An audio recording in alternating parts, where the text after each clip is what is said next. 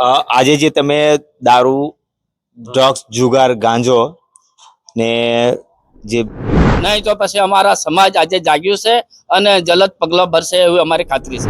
પોતાના ઘરની ઉપર પોતાની પાર્ટીનો ઝંડો લગાડીને જે દારૂનો ધંધો કરે, પ્રશાસન જે શાસક પક્ષ છે એમ કે અમારું આ છે, આવા જે પ્રશાસનના મોટા માથા હોવાથી એના પર કંઈ કરી લેવામાં આવતું. વહીવટી તંત્રને 100% હશે જ ખબર, છતાં આ ખાડા કાના કરે. કોઈ વખતે દબાણમાં પણ આવી જાય ને કેટલાક પોલીસ તંત્રમાં પણ બેઠેલા છે. એ લોકોને જે કંઈક આર્થિક લાભ, કુદરતનો ડર રાખીને એમણે પોતાનું કર્તવ્ય નિભાવવું જોઈએ. નમસ્કાર, જોહાર. વાત કરીશું આપણે નવસારીના વાંસદા તાલુકાની. વાંસદા તાલુકો આદિવાસી બહુતુલ્ય વિસ્તાર છે, કારણ કે 90% જેટલી વસ્તી આદિવાસીઓની છે. પણ છેલ્લા ઘણા વર્ષોથી આદિવાસી વિસ્તારમાં દૂષણના રૂપમાં દારૂ, ગાંજા, જુગાર વધુ પડતા ફેલાઈ રહ્યા છે, જેને લઈને સમસ્ત કુકણા સમાજ દ્વારા ગઈ 24 તારીખે ગૃહમંત્રી હર્ષ સંઘવી, ડીવાયએસપી નવસારી અને વાંસદા પીઆઈને એક આવેદન પત્ર આપવામાં આવ્યું હતું. અને એમાં ઉલ્લેખ કરવામાં આવ્યો હતો કે અમારા વિસ્તારમાં દારૂ, જુગાર અને આંકડાનો ધંધો જે ફૂલ જોશમાં ચાલી રહ્યો છે એના ઉપર લગામ લાગવી જોઈએ, કારણ કે આદિવાસી વિસ્તારના યુવાનો આ બદીમાં ધકેલાઈ રહ્યા છે. દારૂ, ગાંજો, જુગાર ગામડાના ઇન્ટિરિયર વિસ્તાર સુધી ડ્રગ્સ પહોંચી ગયું છે. આ હું નથી પણ આદિવાસી આગેવાનો કહે છે. પત્ર આપ્યું 24 તારીખે આપેલું. 24 તારીખે કોને કોને આપ્યું? ડીએસપી નવસારી, ગૃહમંત્રી સાહેબને ને અહીંયા પીઆઈ સાહેબને વાંસદા પોલીસ સ્ટેશને પણ આપ્યું. એમાં અત્યાર સુધીમાં કોઈક સાહેબ કહેવામાં આવ્યું છે, પોલીસ તરફથી કોઈક સૂચના મળી છે કે અમે કાર્યવાહી કરી છે, ચાલુ છે કાર્યવાહી, તપાસ ચાલુ છે, એવું કોઈક? ના સાહેબ, આ બાબતે અમારી પાસે કોઈ પ્રત્યુત્તર આવ્યો નથી. પેપરમાં માત્ર મીડિયાએ જાહેરાત કરી હતી. તમારા હિસાબે આપણા વિસ્તારમાં એવા કયા દૂષણો જે છે આપણા યુવાનોને કોરી ખાય છે? ખાસ કરીને દેશની અંદર પંજાબ જેવા રાજ્યમાં કહેતા હતા કે યુવાનો ખરાબ રસ્તા એટલે કે દારૂ, જુગાર અને ડ્રગ્સના રવાડે ચડેલા છે. તો તેવું અમારા વિસ્તારમાં સાંભળતા, પંજાબમાં ઉડતા પંજાબ એવું સાંભળતા અને આપણને ખ્યાલ હતો, એ આપણા ઘર સુધી પહોંચી ગયું. તો એ અમારા ઘરમાં આવી ગયું છે એવું અત્યારે રજૂઆત પરથી જણાય છે. અને આવી વસ્તુ અમારા જાણવા પ્રમાણે પરપ્રાંતિયો તરફથી એમ કે આવું અસામાજિક તત્વોને પ્રોત્સાહિત કરવામાં આવે છે. અને એમાં નો ડાઉટ અમારા સમાજનો પણ થોડો સહયોગ હશે. પણ આના માટે અમે સંવેદનશીલ સરકારમાં અમે રજૂઆત કરી છે છેલ્લા ઉપાય તરીકે. અમૃતભાઈ બહુ સરસ વાત કરી કે ઉડતા પંજાબમાં આપણે વાત સાંભળતા કે ઉડતા પંજાબ કેવું હોય. આજે ઉડતા પંજાબ એમણે કીધું કે આપણા ઘરમાં આવી ગયું છે. ઉડતા પંજાબ શું છે આપણને હવે ફીલ થાય છે કે ઉડતા પંજાબની વ્યાખ્યા આપણે સાંભળતા હતા, ઉડતા પંજાબ આજે આપણે ઘરમાં જ જોઈ રહ્યા છે, એવું એમણે કહ્યું છે. જે રીતની દારૂની વાત ચાલે છે, ડ્રગ્સની વાત ચાલે છે, તો પોલીસ તો કાર્યવાહી અમુક વખત કરે જ છે, પણ શું પોલીસ બી કોઈના હાથે દબાઈ જાય છે કે પોલીસ કાર્યવાહી કરવામાં નિષ્ફળ જાય છે? તમને શું લાગે છે બાબત?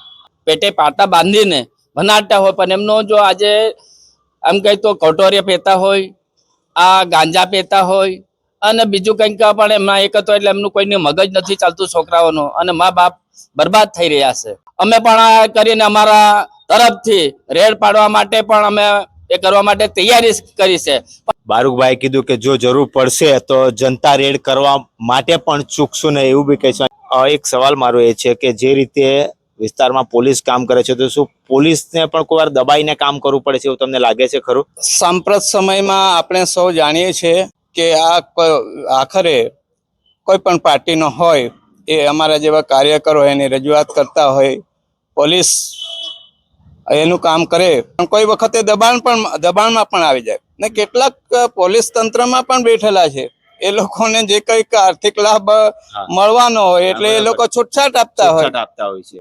બધા જ ના હોય, આપણે બધા પર આક્ષેપબાજી ના કરી શકીએ, પણ એટલું તો ચોક્કસ કે કેટલાક જે અધિકારીઓ હોય કે કેટલાક જે પોલીસ તંત્રના માણસો હોય એ ના લીધે આ ચરસ, ગાંજા જે ભયંકરમાં ભયંકર જે અને ડ્રગ્સ જેવો જે આપણો જે નશીલો પદાર્થ છે એ આપણા વિસ્તારમાં આવ્યો ક્યાંથી?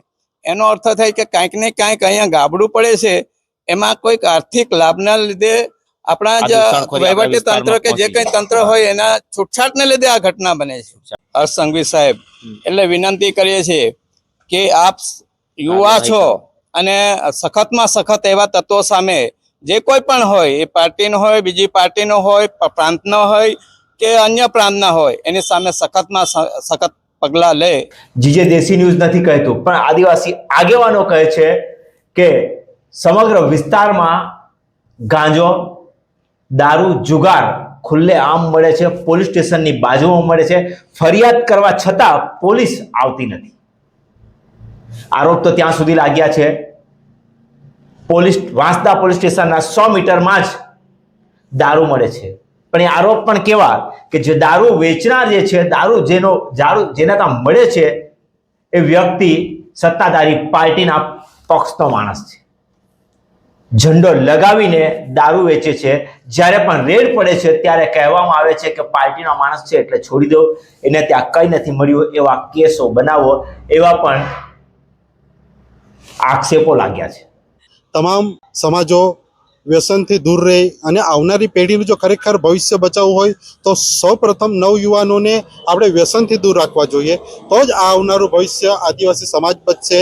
જુગાર હોય, ચકલી પોપલી હોય કે બીજા દારૂ કે બીજા ડ્રગ્સ કે ગાંજાના વ્યસન નશાની હાલતમાંથી આપણે બહાર આવવું પડશે. પણ વાંસદા પોલીસ સ્ટેશનથી 100 મીટરથી લઈને 500 મીટરની ઉપર પોતાના ઘરની ઉપર પોતાની પાર્ટીનો ઝંડો લગાડીને જે દારૂનો ધંધો કરે અને જ્યારે બી પોલીસ રેડ પાડવા જાય ત્યારે કોઈના ફોન આવી જાય અથવા તો જમાદાર હાથે એમનું સેટિંગ હોય તો જમાદાર જાણ કરી દે, એટલે ખાલી રેડ બતાવી દેવામાં આવે છે. બરાબર, તો મારે તો એ કેવું છે, છણનું ગામડાને તમે ભૂલી જાઓ, તમે વાંસદાથી શરૂઆત કરો, પોલીસ સ્ટેશનના 100 મીટરથી એકવાર તમે શરૂઆત કરો, ત્યાં બંધ કરો અને પછી પૂરે બધા ગામડામાં દોડો. કારણ કે છેક સુધી એ લોકો નથી ધ્યાન આપવાના, પણ 100 મીટર 200 મીટરમાં દારૂ મળે તે વસ્તુ યોગ્ય નથી. કે જે બધી ફેલાઈ રહેલી છે એ ફક્ત સમાજની જવાબદારી છે એવું નહીં, વહીવટી જે તંત્ર છે એની પણ જવાબદારી છે. અને મારું તો માનવું એવું છે કે એમાં વહીવટી તંત્રને 100% હશે જ ખબર, છતાં આ ખાડા કાના કરવામાં આવતું હશે એવું પણ બની શકે. હા, સાચી વાત છે. હું આક્ષેપ નથી કરતો. અત્યારે લગભગ 10 થી 15 દિવસ થયા હશે, મારું માનવું એવું છે, જે આવેદન પત્ર, છતાં એનું નિરાકરણ અથવા તો એનું પગલા કોઈ પણ નથી લેવાયા. તો તંત્ર શું જે કઈ ઘટના થાય છે એને વધવા માટેનું રાહ જોઈ રહ્યું છે? એ પછી રાજકારણના વ્યક્તિ હોય, સમાજનો અન્ય વ્યક્તિનો હોય, જે ભાઈ જે કહ્યું મને નામ ખ્યાલ નથી, કે વાંસદાની પોલીસ સ્ટેશનના નજીકના એરિયામાં જો આ થતું હોય તો હું એવું નથી માનતો કે એમને આ વસ્તુ ખબર ના હોય. ખબર હોય છતાં પણ આ ખાડા કાન થાય છે. તો એના પર નક્કર પગલા લેવા જોઈએ પોલીસ તંત્રએ પહેલા તો. ખુલ્લો રીતે દારૂ જે વેચાણ થાય છે, અમારા લગ્નના અંદર બી ખુલ્લી રીતના દારૂ વેચવામાં આવે છે. પ્રશાસનને અમે જાણ કરીએ છીએ, પણ પ્રશાસન જાણે ઘોર ઊંઘમાં હોય એવું લાગી રહ્યું છે. તો હાલના અમારા વાંસદ તળાવના અંદર બી ખુલ્લેઆમમાં 4 રસ્તા છે, ત્યાં બધો આંકડો લેવામાં આવે છે, ખુલ્લેઆમ લેવામાં આવે છે. અમે તંત્રને 4/12/2025ના દિને અરજી પણ જાણ પણ કરી છે પોલીસ સ્ટેશનના અંદર, પણ કોઈ નક્કર પગલાં લેવામાં આવતા નથી. અને અમારા જે યુવા વર્ગ છે એ આ દિવસે ને દિવસે પોકળ થતા જાય છે. આંકડાના જુગારના અંદર રવાડે ચડી ગયા છે. ગાંજો અને અન્ય પદાર્થો એવા સેવન કરી ઘરના અંદર એ લેડીઝ કામ કરે છે, એના પૈસા પણ કાઢી લઈ જઈ અને આ રીતના વેડફે છે. અને સાંજે એ જે પરિવાર છે એમાં તકરાર થાય છે. અને જે પોલીસ સ્ટેશન છે 1 જ કિલોમીટર દૂર છે, છતાં પણ એના નક્કર પગલાં લેવામાં આવતા નથી. અમે એટલી બી ચીમકી આપી છે કે ભાઈ અમે ગ્રામજનો તરફથી મળીને જોઈએ તો અમે એનું જનતા રેડ કરીશું. તો પણ આજે જે 12મો મહિના 3 મહિના થઈ ગયા, છતાં પણ કોઈ પણ એક પણ કેસ કરવામાં આવેલ નથી. પોલીસ જાણે નાટક કરી રહી હોય તેમ અમને જાણે કંઈ ખબર જ નથી એવો ઢોંગ કરી રહી છે.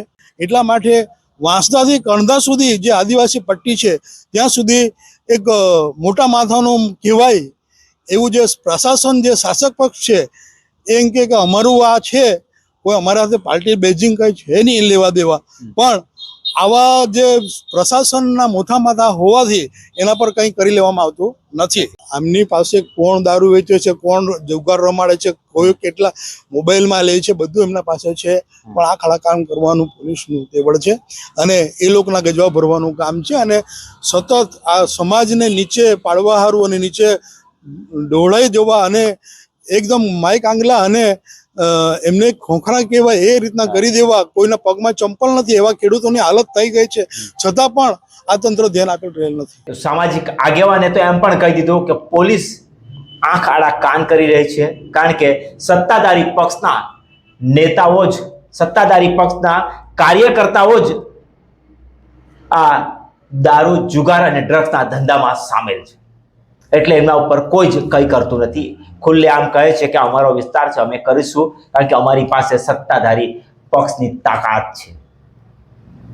જેથી આદિવાસી આગેવાનો, આદિવાસી સમાજના આગેવાનોએ બીડું ઝડપ્યું છે કે આવનાર સમયમાં જો પોલીસ કંઈ કાર્યવાહી નહીં કરશે તો એમને જનતા રેડ કરવાની પણ ચીમકી આપી છે.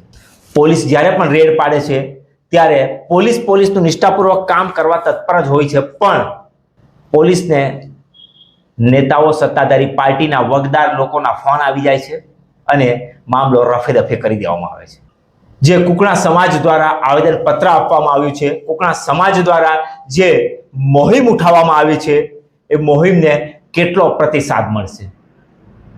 કે પછી નેતાઓ પોતાના ખિસ્સા ભરવા માટે, કાર્યકર્તાઓ પોતાના ખિસ્સા ભરવા માટે આદિવાસી વિસ્તારમાં ગરીબ મજૂરોના પૈસાને પોતાના ગાંજા, ડ્રગ્સ અને મટકા જેવા ધંધામાં પૈસા વેડફી નાખશે અને એમના પરિવારને રઝળતું કરવામાં કેટલા આગળ રહે છે એ પણ જોવાનું રહેશે.